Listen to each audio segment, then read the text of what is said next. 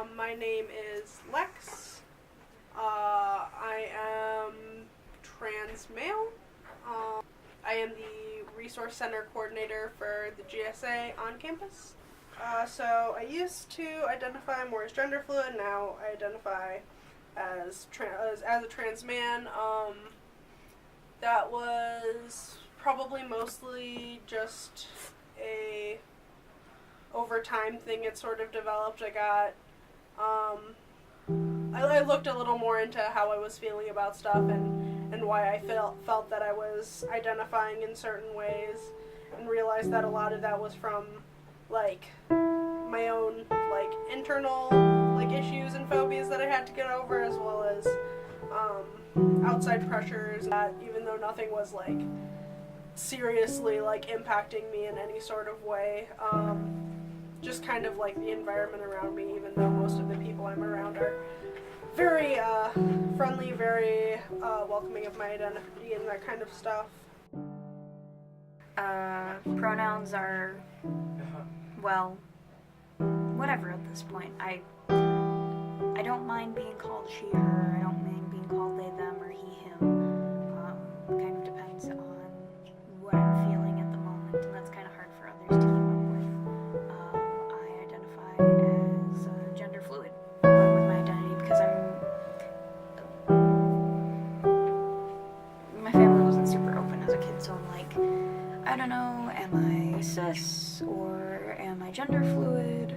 Because some days I have, dysphoria, and I just look down at my chest and I'm like, what are these things? Please take them off. And other days I want to dress all girly, pink and ruffles and really obnoxious. Today I'm pretty gender neutral, just kind of going with the flow. And sometimes it also depends on like my stress levels and stuff. Like when I'm stressed, I tend to default to my masculine side.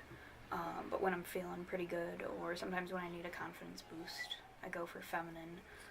But I'm never quite comfortable in my own skin. Sometimes I feel like a guy, sometimes I feel like a girl, sometimes I feel like anywhere on the spectrum in between. Like I said, some days I'm girly and wear poofy things and do my hair and makeup and all this stuff, and other days I feel like a guy and I wear baggy clothes because I want to hide my chest, or I want to hide the curves, and I just don't feel comfortable with the body I was born with. And I guess I'm still struggling to come to terms with that, because it's a difficult thing to talk about, and it's not super socially acceptable,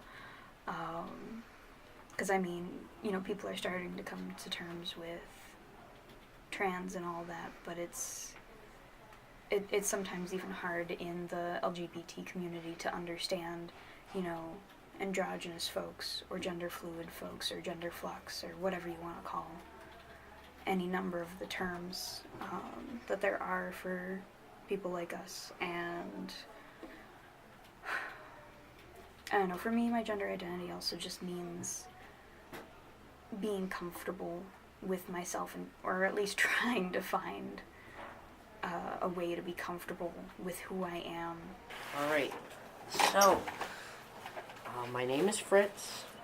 My pronouns are he, him, or I guess they, them, and I identify as a trans man, or kind of non-binary still, after several years, still figuring it out, which is fine.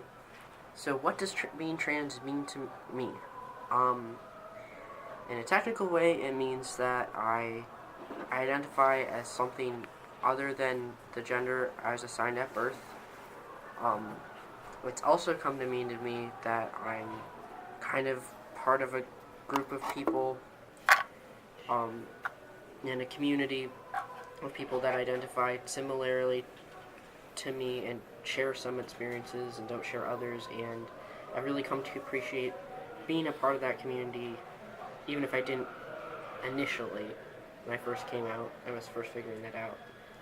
Did I have any struggles, or was I kept in any way when I was first coming out? And the answer is definitely yeah, because I was trying to come out in high school where I hadn't exactly like I was first figuring stuff out in high school where I wasn't exactly being treated well anyways because I was super gay. I worked. I was part of like a GSA and like already in some kind of leadership position.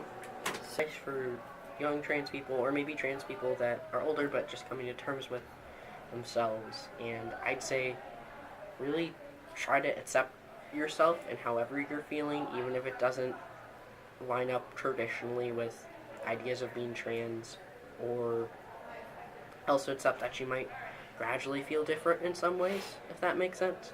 And really try to find people that support you in how you feel if you're not in a good situation, because a lot of people I find feel that they owe their friends something, even if their friends are not being accepting or toxic. And a lot of times finding new people to surround yourself with and the old people that still accept you can be really important to feeling better about your identity and having a higher self-esteem.